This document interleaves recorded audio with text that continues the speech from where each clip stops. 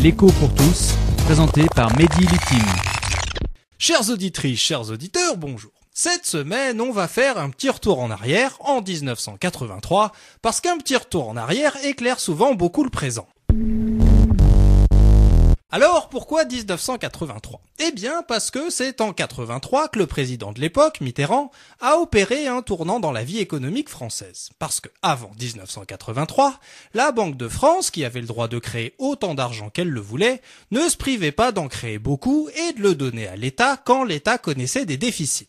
Alors l'inconvénient de ce système, c'est qu'il créait de l'inflation parce que la Banque centrale créait tellement d'argent pour que l'État passe des commandes aux entreprises que les prix montaient. Mais l'avantage, c'est que l'économie tournait à plein régime parce que les entreprises recevaient beaucoup de commandes. Alors pourquoi avoir mis un terme à ce système ?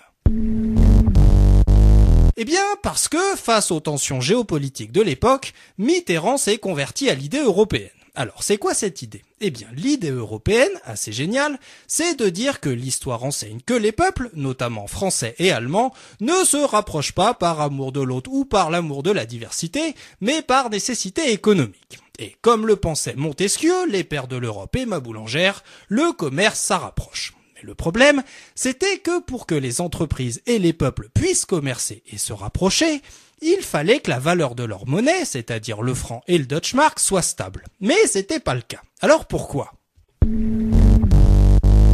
Eh bien, parce qu'il y avait une forte inflation en France, c'est-à-dire que les prix augmentaient fortement. Résultat, puisque les prix augmentaient, les étrangers avaient tendance à moins acheter français, parce que ça coûtait cher d'acheter français puisque les prix montaient.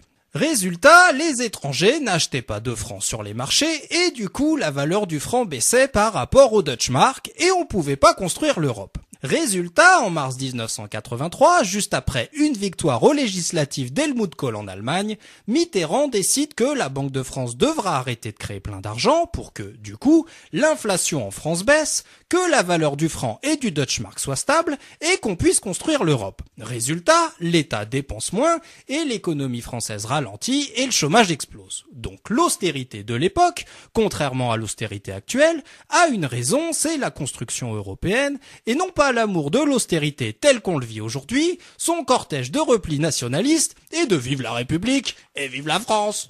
L'écho pour tous, une chronique écrite et présentée par Mehdi Litim sur Marmite FM 88.4.